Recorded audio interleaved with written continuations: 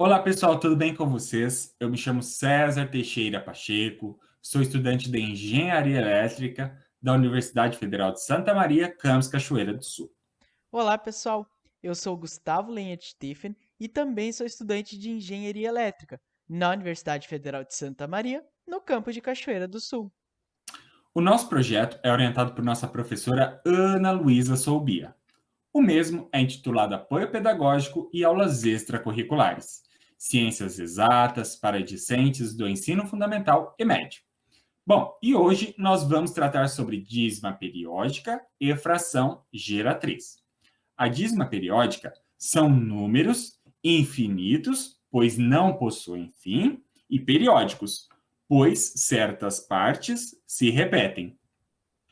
A dízima periódica pode ser representada através de uma fração, denominada fração geratriz.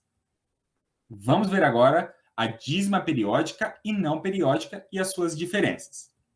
A dízima periódica é um número que possui sua parte decimal infinita e periódica.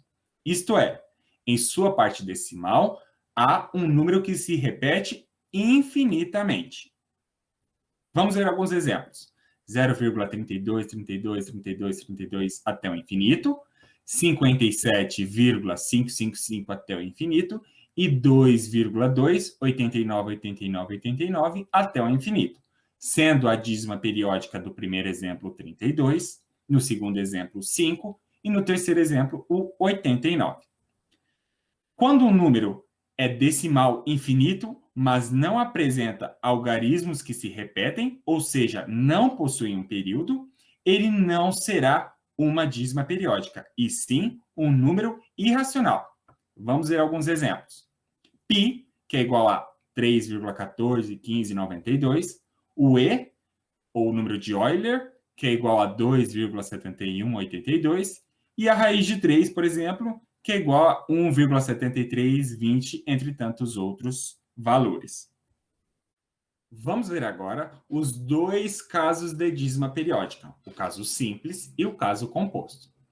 As dízimas são simples quando apresentam a parte inteira e, após a vírgula, apenas algarismos que se repetem. Vamos ver um exemplo. 12,53, 53, 53 e assim por diante. Ou seja, 12 é a parte inteira e 53 é o número periódico ou a dízima periódica. Nesse caso, representamos 12,53 com uma barra em cima. Todos os números que possuem uma barra em cima são as dízimas periódicas, ou seja, são os números que se repetem. Agora veremos a dízima periódica. Dízimas periódicas compostas possuem a parte inteira e, depois da vírgula, algarismos que não se repetem, além dos algarismos que se repetem. Vamos ver um exemplo. 4,12656565 até o infinito. Ou seja, o 4 é a parte inteira, o 12 é a parte não periódica e o 65 é a parte periódica ou período. E representaremos como sendo 4,1265 com uma barra em cima, pois são os dois algarismos que se repetem. Agora que a gente já sabe o que é uma dízima periódica, como identificar uma e qual o seu tipo, vamos falar um pouquinho sobre a fração geratriz. A fração geratriz é aquela que, quando a gente divide o seu numerador pelo denominador, a gente encontra uma dízima periódica. Então, encontrar essa fração geratriz pode ser muito importante para que a gente possa realizar alguns cálculos, como, por exemplo, em algumas expressões numéricas. Então, a partir de agora, nós vamos aprender a encontrar essa fração geratriz, começando por uma dízima periódica simples. Para isso, a gente tem que seguir um passo a passo, começando com o primeiro, que é igualar a dízima periódica a uma incógnita. No segundo passo, nós temos que multiplicar ambos os lados da equação por um múltiplo de 10. Para a gente descobrir qual que é esse múltiplo de 10, a gente deve identificar quantas casas decimais a gente vai andar para que o período fique antes da vírgula. Então, no terceiro passo, a gente diminui a equação encontrada da equação inicial. E no quarto passo, a gente isola a incógnita e encontra o seu valor. Então, vamos fazer um exemplo. Vamos encontrar a fração geratriz do seguinte número, 0,272727. A gente pode ver que o período dela é o 27. Então, no primeiro passo, vamos igualar a nossa dízima periódica a uma incógnita. Nesse caso, então, x é igual a 0,2727 e assim sucessivamente. No segundo passo, então, nós vamos multiplicar ambos os lados da equação por 100, para que assim, através dessa multiplicação, a gente consiga andar e deixar o período antes da vírgula.